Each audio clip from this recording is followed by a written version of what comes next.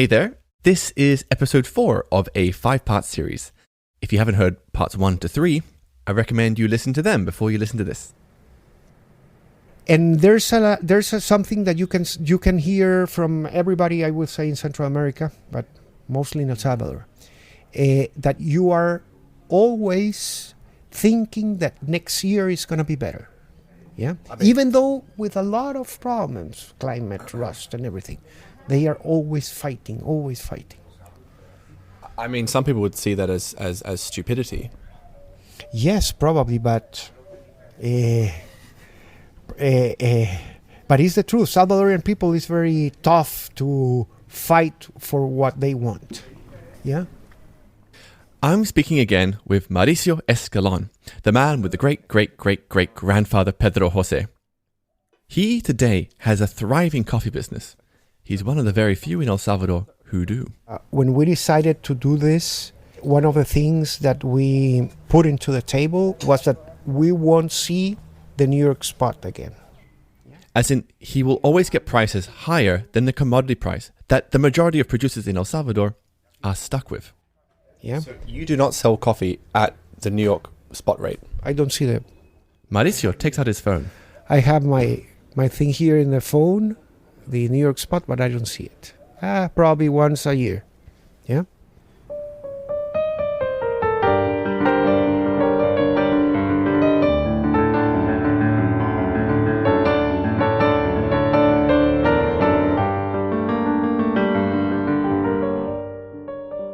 In the last episode, we explored how 100,000 people left the coffee sector in El Salvador.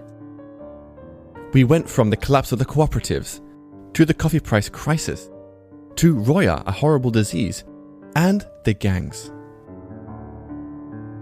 But it doesn't affect everybody. There are some elite farmers in this country who have thriving coffee businesses. And in this episode, we're exploring how they do it. We're also going to answer the question, where did those 100,000 people go? And when we buy Salvadoran coffee, who in El Salvador is receiving our money?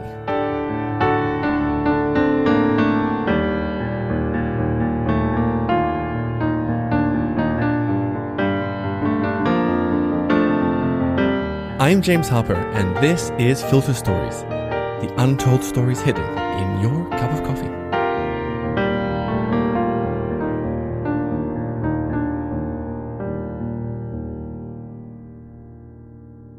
So we've heard a lot about Mauricio's history.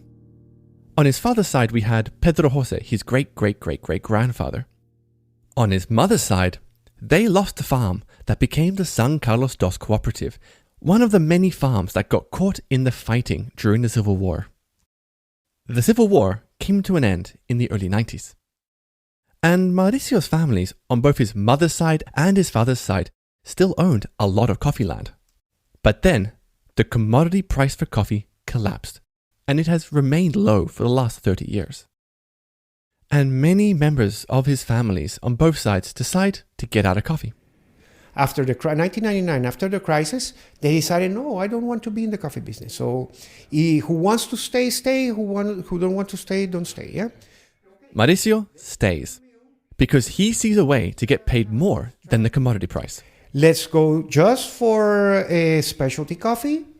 We will find those specialty coffees in our farms. So, instead of producing generic, low-quality commodity coffee, Mauricio decides to produce high-quality specialty coffees that fetch a much higher price. These are the types of coffees that end up in coffee roasters manned by tattooed hipsters in skinny jeans.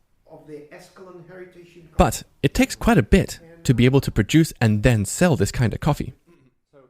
But Mauricio had what it took. He had a lot of money in the first place. Yeah, we were doing volume. We were doing like 50,000 bags a year. He had a good business education. Then when I came back to El Salvador in 1997, I started an MBA. He had the technical expertise. And we know how to do it. We have the feedback. We have the knowledge. And then he won a bunch of awards for his coffee, such as the Cup of Excellence. Yeah. I started to make relationships because of the Cup of Excellence. Yeah. And he found buyers who were willing to pay higher prices for his higher quality coffees. What kind of price ranges are your coffees selling for? I will say like 4 or 5 times the New York spot Per pound. per pound.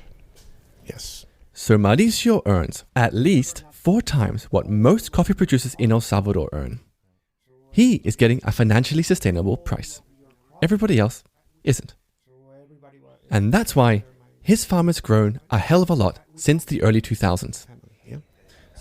So today, how many hectares do you cultivate? Now we are having 409 hectares. Yeah? So you've grown. Yeah, we have grown. Yeah, yeah.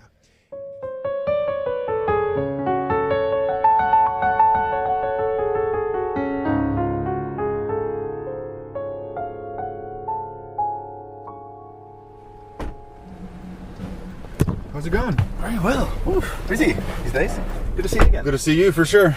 Thanks for making You the can time. back up your time, your seat if you need. Now, I want to introduce you to this other big coffee farmer.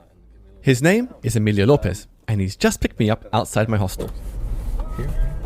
How about we go for some coffee? Sounds great. Emilio drives us to the next neighborhood over, and we go into an underground garage. We walk up the stairs and sit down in this glitzy new cafe in a wealthy district of San Salvador. Quizás un Santa Rosa We then spend about 5 minutes deciding what kind of coffee we want, B60 y un lavado en la Chemes. Por favor, vamos a compartir. and a few minutes later, The coffee has arrived. Este es cuál? Finca Santa Rosa. as we sip these coffees, Emilio tells me that his family in El Salvador was one of the very wealthy land-owning coffee families. And that at one point they were huge and they were exporting and they were milling and they was the biggest exporter and producer in the country and the biggest mill in the world. Emilio was born outside of El Salvador, but he came back to get into coffee farming. Now, there's nothing radically different between Emilio's story and Mauricio's, except for the fact Emilio is going all in on mechanization. I, for example, banned any handsaw or any machetes or any manual tools in our farm about 6 years ago. He's taking a leaf out of Brazil's book. If I learned that, the first thing I learned in Brazil, okay, coffee does not mean poverty in this country. I currently have a farm in Brazil that I have neighbors that have only 1 hectare or 2 hectares. They're not poor at all. They have their cars, their tractors. They live very well. They might not be hiring people to work their land, but they have a little tractor that does everything: spraying, weed control, etc. So, If we zoom out, one of the major reasons behind this coffee price crisis is the fact that there is just too much coffee. And a lot of that is due to Brazil, because they're so productive that even with today's low coffee prices, they're still in business. And that's because they use machines. I truly believe that traditional farming of coffee is condemning our people to poverty. I'd rather be identified as, oh, he's exploiting the land, or he is mechanizing and like he's reducing the amount of people that he's given work to. I'd rather be labeled like that than someone promoting poverty. Emilio has escaped the clutches of low commodity prices by growing high quality coffee, mechanizing, and having contacts in the global north who are prepared to pay high prices for his coffees. So now we own in El Salvador about 250 hectares. And because he's earning high sustainable prices, he's able to grow his farm, unlike the majority of coffee producers today. So we've grown 10 times the amount that I started with only as the farm. And there's one thing you need in particular to succeed if you're going the mechanization route. Gotta run? Actually, you know what? My kids' school is just right here. You also need a great education. So you're going to have to come with me to pick them up. Sure, happy to. Yeah, no drama. So we finish up our coffees Gracias. and then head down to the garage to Emilio's car.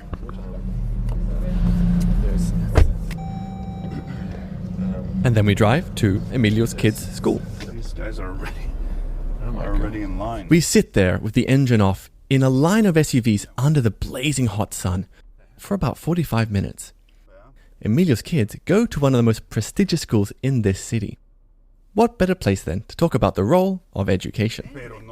You know, I know farmers, I'm not going to give names, but I know farmers that started off with 1 hectare and now they have 20 hectares because of how well educated they were when they won the award. He means the Cup of Excellence awards.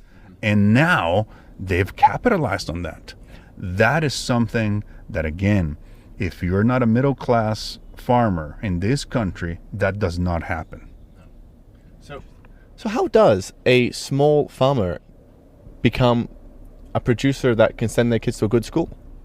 A tiny little farmer that is not educated, that wins the Cup of Excellence, or that wins any award, or is able to sell their coffee a little better, the first investment that they need to do probably is put their kids to school and then invest in their land. But I don't think you can do both at that level, because the farm needs a lot of investment, and obviously your kids' education needs a lot of investment. Hola, Emilio. Emilio's car inches forward to the school gates. Well, this is quite the military operation. You have a woman on a walkie-talkie. Cars proceeding up. It's like royal dignitary picking up, ambassadors. In a city fighting a war with gangs, the parents of these kids aren't letting them out of their sights for a second. Buenas tardes. Hola, Milo. Pasa esto para atrás, mi amor. Gracias, mi vida. Hola, Milo. Gracias. Muchas gracias. Adiós. ¿Qué pasó, Chiro? James, perdón. Hola. Y él es Milo. Comer a la escuela. Aburrida. ¿Cómo? Aburrida. So let's take stock for a second. Very small Salvadoran farmers are being slowly ground out of the coffee business by mechanized Brazilian farmers. The only way for them to survive is to mechanize themselves, get into specialty coffee, or both. But they need education and a lot of money.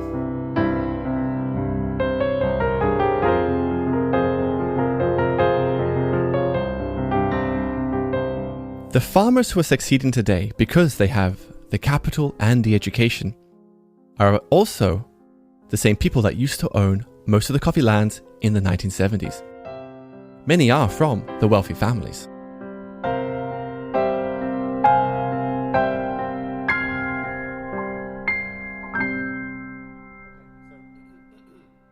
Today in El Salvador, there's a new imbalance that everyone is talking about. In 10 years' time, what's it going to look like? So, unfortunately, this is, I think, what happened and what we have now. So in the 80s, there was an agrarian reform because probably 20 people had 90% of the land or 90% of the business. I think now we've come back to the same situation, that 20 people are in charge of the coffee in El Salvador.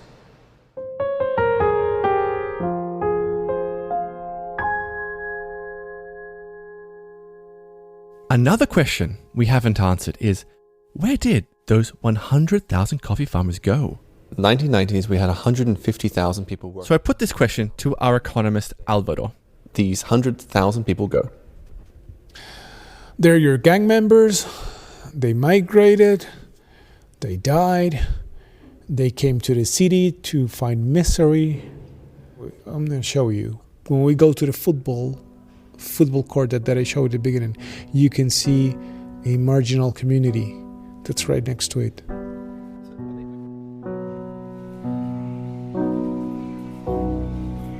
At the end of our interview, Álvaro leads me to the corner of this private members club. We are walking up some steps. Yes, we are going to a small football court. We walk across the sports court towards a metal fence that separates this private members club from the main road. Oh, jumping onto a ledge. Yeah. We're now walking behind the football field on the grass, between the grass and the fence. We're now right up on the outside fence. And as I look down, I see this steep ravine. Oh, wow. You have a different kind of neighborhood. Oh my God, literally in the shadows. Yeah. I mean, this is a private members club. Yeah. And literally just below the football pitch is a shanty town. Mm-hmm. Exactly. You can see the differences in all the inequality. I mean, it's literally within a matter of 5 meters. Uh-huh. Yeah, wow. Now I can show the video because there's no sound. Álvaro takes out his phone and finds a news report from the 1980s. The poor in El Salvador are very poor, the majority housed in shanty towns like this one in the heart of the capital. 70% of the children under 5 suffer from malnutrition. 1 in 10 dies at birth. And mothers give birth to an average of 6 children each. Hence, El Salvador has the highest population density in Latin America, a population which has been ruthlessly exploited for more than a century by a tiny handful of very rich families. They live up the hill 2 miles from the shanty towns in palatial residences. Jon Snow, News at 10, La Labora, El Salvador. There it is. There it is. So it's nearly 40 years after. We still have the shanty towns. And the posh neighborhoods on the video, they're just like 10 blocks away. And you see the structural causes of inequality still remain. Mm-hmm. So that's what they cause the war. That's what they cause the violence. So that's what I wanted to show you. Extraordinary. Álvaro and I make our way off the football pitch. Yes. By the way, the guard was checking us out because we were suspicious. I mean, we look pretty suspicious. Yeah. I mean, yeah, you're a reporter. Yeah. And I usually come here, but with a football. Right, not some Caucasian guy with a microphone. Yeah.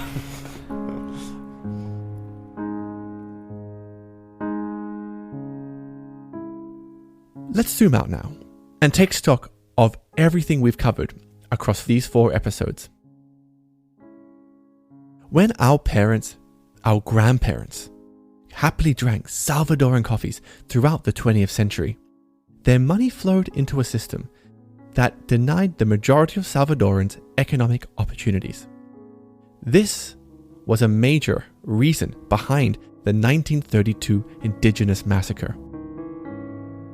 The United Nations has a permanent forum that addresses the needs of indigenous people. In their 6th forum, they address the issues of land, stating in their documents that indigenous people's relationship with their lands and territories is said to form a core part of their identity and spirituality, and land is deeply rooted in their culture and history. Here is a thought. Had indigenous Salvadorans not been marginalized, perhaps their connection to their land would remain stronger, and Salvadorans today wouldn't be emigrating as much. After the Indigenous Massacre of 32, the system didn't change very much. Poorer Salvadorans were still denied economic opportunities to progress, while a handful of very wealthy families made a lot of money from coffee. This is the underlying tension that led to the Civil War and the huge wave of migration in the 80s. In October 2018, the International Organization for Migration conducted a rapid survey of a group of Salvadoran migrants who were in a caravan headed for America. Half of them said economic opportunity is the reason for them leaving. Another 20% cited violence and insecurity. 2% wanted to be reunited with their families in America, and about 30% said it was a combination of all these things. These are the same reasons we covered in part 3 about the collapse of El Salvador's coffee sector. Low prices have made it extremely difficult to survive financially, and many young Salvadorans can't work in coffee because of gang violence. So here's one more thought. When we, today, buy specialty coffees from El Salvador, the odds are our money goes to the larger coffee farms owned by the descendants of the wealthy coffee families. Our specialty coffee dollars are most likely not ending up in the hands of El Salvador's marginalized coffee farmers. So are we denying economic opportunities to the same people our parents and grandparents did?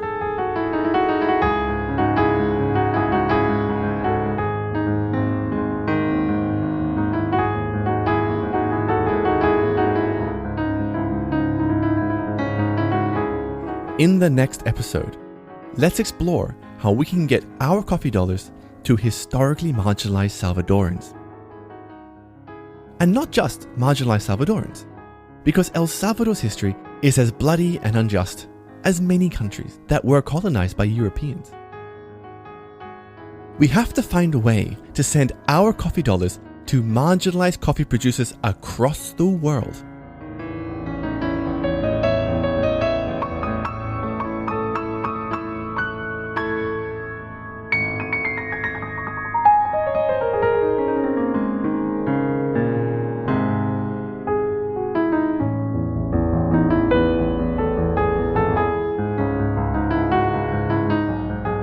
Thank you for listening. So, did you know I have a newsletter? I send it once every month or 2 months. It has recommendations to other podcasts that I really recommend that you check out. It has details of upcoming Filter Stories live shows, has my travel plans if you want to meet up for a coffee.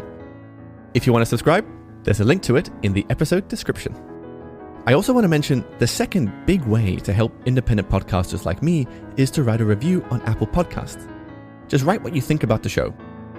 It's a powerful way of helping people like you, intelligent, thoughtful coffee drinkers, to find this show. There's a link to a place where you can write a review on Apple Podcasts in the episode description as well. This episode was sound mixed by Dom Edgley. He's a freelance sound professional. You can find him at domedgleysound.com. And the Filter Stories logo was created by Headquarters, a branding and packaging design team. Find more of their work at headquarters.studio. Thanks so much. Speak to you next time.